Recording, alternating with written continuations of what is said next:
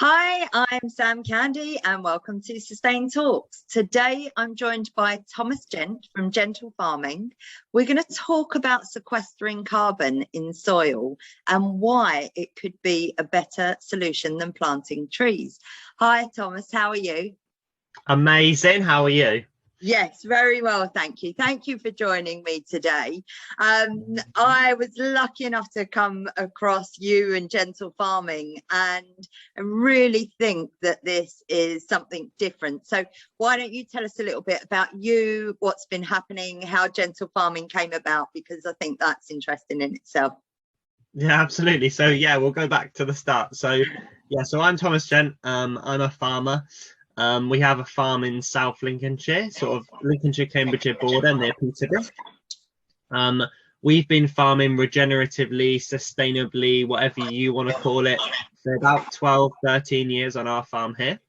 And yeah, basically during the first lockdown, I needed to find a way to differentiate what we do on our farm.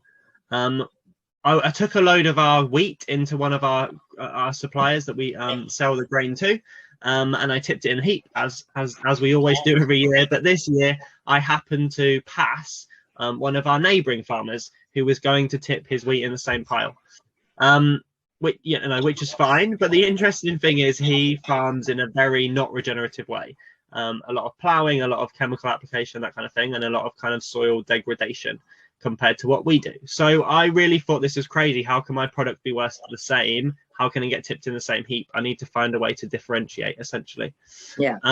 So I kind of set myself the challenge to do that and find a way to do that. And I very quickly came across the opportunity of soil carbon. So by managing the soil in the way that we do on our farm, we produce really nutritious food, but we also suck carbon out of the atmosphere and store it in the soil.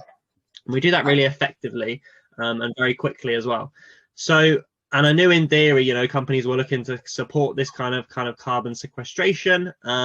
So I was a bit bored in lockdown, so I kind of set myself the challenge to see if I could make that a practical reality on our farm. And yeah, I basically spent the next year trying to do that, and I tried loads of different ways out, loads of different systems. And now, kind of a year on, we've got I think there's about 120 farms across Europe using the carbon system. And we're going to produce the first kind of carbon certificates from soil November time this year, towards the end of this year. Oh, wow, that's amazing.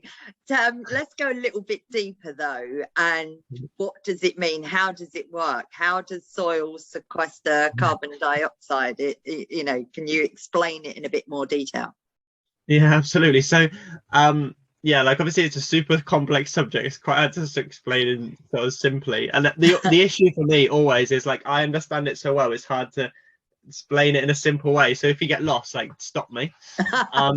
So basically, a large part of soil is soil organic matter, which is biological material, essentially, mostly manures, degraded material, that kind of thing. And in essence, that is carbon. Percentage of that is carbon, but let's think of it as carbon. So what it means is the more we increase the organic matter content in our soils, the more carbon we're putting in the soil, and that carbon comes from the atmosphere through sort of many different processes, mostly photosynthesis. So yeah, and kind of due to poor, over intensifying farming practices that have happened kind of in the last 50 years or so, that general organic matter figures across farmland has been going down massively. And we're seeing large parts of kind of developing countries where soils are being abandoned just because they're getting too degraded. So it is it's a major humanitarian crisis. It could be if we don't do something about it now, essentially. So what we do is we farm regeneratively, which, I mean, you've probably heard the buzzword, but it means different things. Yeah, it means different things to different people. There's kind of, yeah, do you want me to go, do you want me to explain regenerative? Please do, yeah, because I find it really fascinating and how it works, and it's just a different way. And I think that it's really important to get this message out there and why it's so important, and for people to understand it. Yeah, absolutely. And I always think it's a very much a buzzword at the minute, and it gets kind of probably a bit overused and a bit misunderstood as well. And it's so I try to boil it down to the simplest I can. So if you think about a traditional arable farm that we all drive past every day, they have a really big tractor and a really big plow, and they rip the soil up every year and plant a new crop. Essentially what they're doing there is destroying the soil and releasing carbon dioxide. But that's kind of the traditional way farming has happened. So what we do is we farm in kind of the complete opposite way to that. There's kind of three key principles that we would say we follow. Every farm is going to use slightly different combinations of these practices to farm regeneratively, but there's kind of three key ones that we all kind of talk about. So the first one is minimum soil disturbance. So that means I'm never going to plow. I'm never going to do any kind of heavy cultivation at all. Occasionally we have to do kind of light cultivation just to kind of get some air back in the soil, just because of the machines that we run over it, but essentially no soil disturbance at all. The second one is maximum soil cover. So I like to say I'm in the business of harvesting sunlight. And if I have a bare field sitting there over winter, then my production time is down. So I want as many plants growing on that field as I possibly can, 365, 24 hours a day, to capture as much sunlight as possible. So we grow things called cover crops, which are just plants that improve soil quality. We don't harvest them. They're just to improve soil quality over winter. Yeah. And then the third factor is reduction in artificial input, and that's kind of a combination of reduction of artificial input and addition of organic manures, materials, that kind of thing, to kind of get the balance more into a natural biological state rather than a forced artificial state. They're kind of the three key principles. There's a few other ones kind of introducing livestock and things, but they're the kind of main ones I would say. Okay. And I mean, a lot of you getting into this is to do with the environment and pulling out the CO2. Why this? Why not just plant a load of trees? Yeah, good question. So there's kind of a few answers. So the first one is we all still need food, right? I know I'd quite like to have something to eat. So if we just plant forests everywhere, we're probably all going to starve. So we need good farmland to sustain society, essentially, especially with a growing population. So I guess the exciting thing about this, it means we can do the same job as trees in terms of sucking carbon, but we can also produce kind of more nutritious food at the same time, because it's proven that farms that are farming regeneratively, the actual food quality that comes out of them is improved, and the nutritional content as well.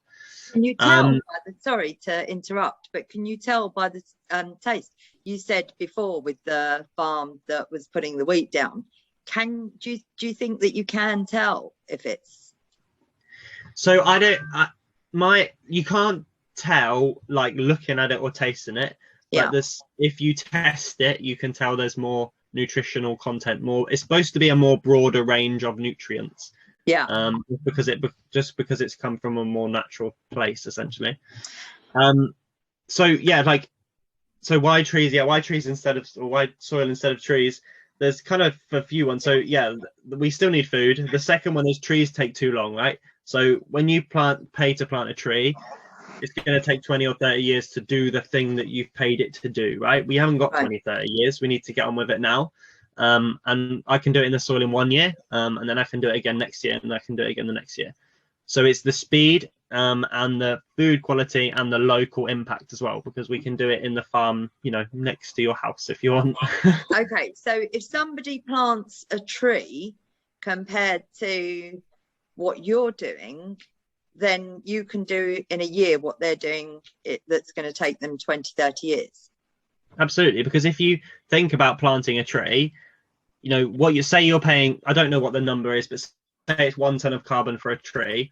When you plant a tree, it's only this big, and it needs to get to a proper tree size to do what you paid it to do. And that, that obviously trees are pretty slow growing, and that takes a long time. But in a soil system, using cover crops, using kind of fast growing clovers and that kind of thing, we can do it in a year.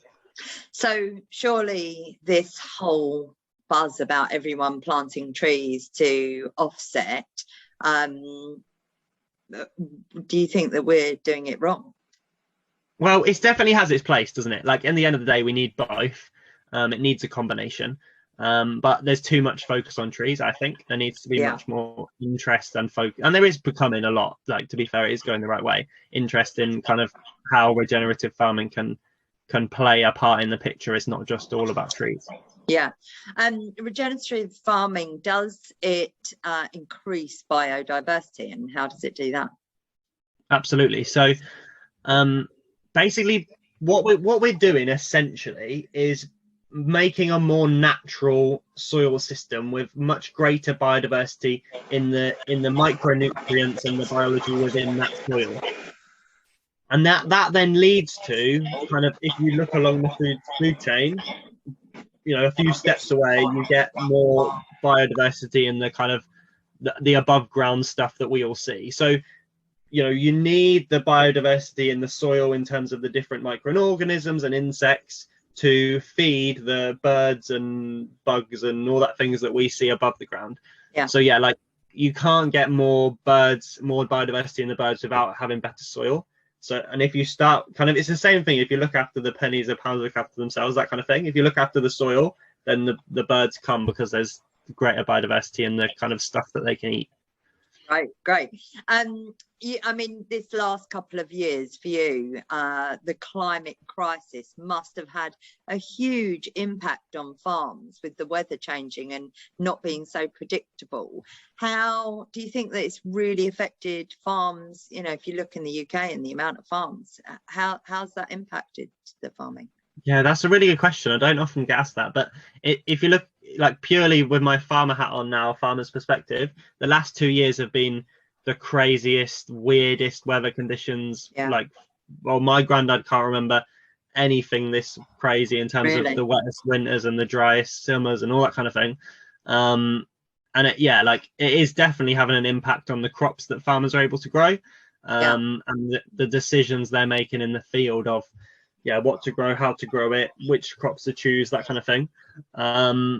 Like, I would say farmers are absolutely firsthand starting to see the impacts of climate change or climate effects, definitely. But that's the other interesting thing about better soil quality. If your soil quality is better on your farm, it can mitigate those extremes a lot better because it holds water for longer, so you don't have the you don't have the effect of the droughts, and it also filters water more effectively, so you don't have the effects of the heavy rain either. So it kind of plays a role in helping to mitigate those effects as well. It's so interesting hearing it from your point of view, and, you know, thinking about your grandfather and what he's seen, and, you know, he's obviously seen the change in climate so clearly because you really depend on those seasons and when you plant and what you do throughout the year. So to be able to see it from that point of view, you would say that we are, for farming, we are in a climate crisis, right? Absolutely. And I think it's crazy how, I mean, you know, everybody driving through the countryside, you probably don't notice, but like this harvest, if you speak to any farmer, this harvest has been the weirdest, oddest harvest we've ever had. Wow. It's just sort of, I mean, we haven't really had an extreme summer. We haven't really had hot. We've just had damp, kind of wet a long time. And it's been the harvest has come very late and it's been very prolonged. Speak to any farmer, you know, they'll all say it's been a weird harvest. But that, you know, the only thing we can put that down to is the climate's changing. Tough for the farming industry, and you can really see that.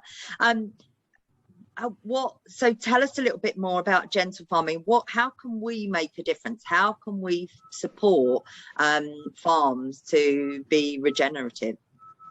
Absolutely. So that's what we needed, really. We needed a mechanism to incentivize farmers to transition and help them de-risk that transition, because it is a complex, expensive thing for farmers to make that step change.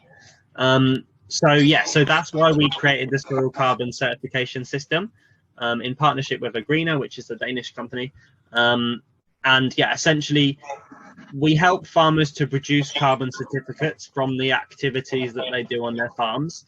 And then they can sell them to companies that want to offset their unavoidable emissions. Does that make sense? So basically, instead of buying carbon offsets in trees, which we're all used to doing, buy some carbon offsets in the soil, or maybe buy a bit of both, and then you're supporting a farmer to make that transition into more regenerative, sustainable farming practices.